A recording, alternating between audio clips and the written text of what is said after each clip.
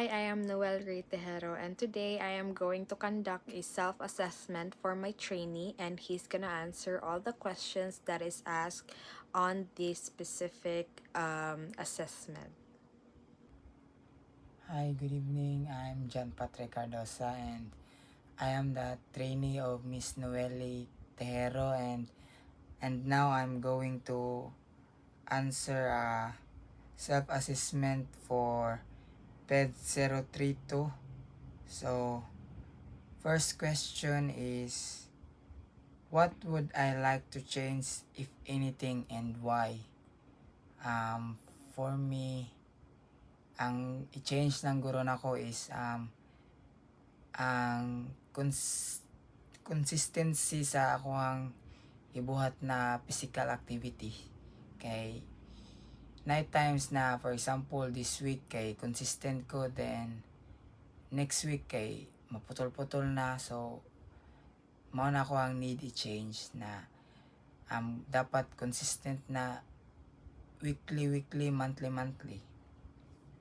And second question is what is going on in my life that would facilitate behavior change, inhibit it? For the second question is what is going on in my life that would facilitate behavior change, inhibit it? For me lang, siguro before sa ako ang na-experience kay sa una di ko gusto mo do og physical activities, pero when the time nga na-realize na ko nga para sa ako ang goal, para sa ako ang gusto ma-achieve, so mao to ni bisan kapuyan ko gi-motivate lang ako akong self and sa para sa mga tao nga ni trust ako so ni work on ko, then ni do ko physical activities like workout and tanan na buhat na makabuild sa ako ang lawas. And third question is where am I now in my physical activities level? For me, makasulti ko ibutang lang na to 1 to 10, so ari sa mga 8 kay lagi as I mentioned earlier nga dili tanan week na makonsistent ko, so mao pa na ako ang bago i-change na dapat consistent ako every week na nag-workout, so napa sa mga level 8 pa kuwang pa jud.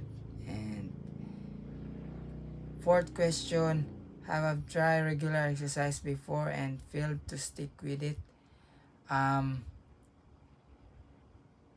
Siguro naa kay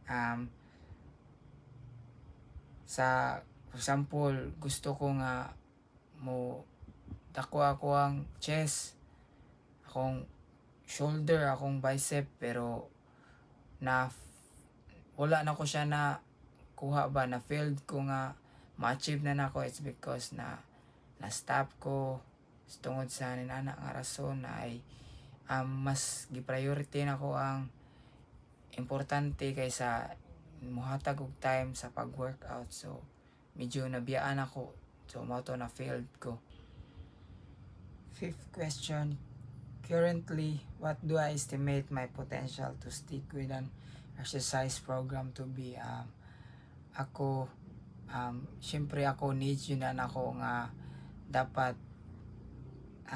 dapat stick ko sa program na unsa ako ang program karon sa ako ang mga workout, kay it's very need labi na sa ako ang sport is basketball, sobra ka physical and di pwede nga lamya ka sa basketball, di pwede nga mapalit-palit ka, so dapat kinahanglan work outside ka and consistency.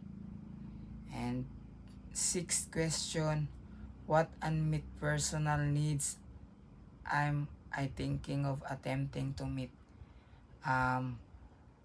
For me, wala pa nako na kuha jud akong goal. So ang i-attempt pa lang nako nga ma-meet nako, ma-achieve nako akong goal na ma fully build akong body. And last question is, what is it about my body and mind that I am unhappy with that could be possible affected by exercising regularly? Yes, it's affected labi na kung tanan tao gusto mo workout pero nasa times na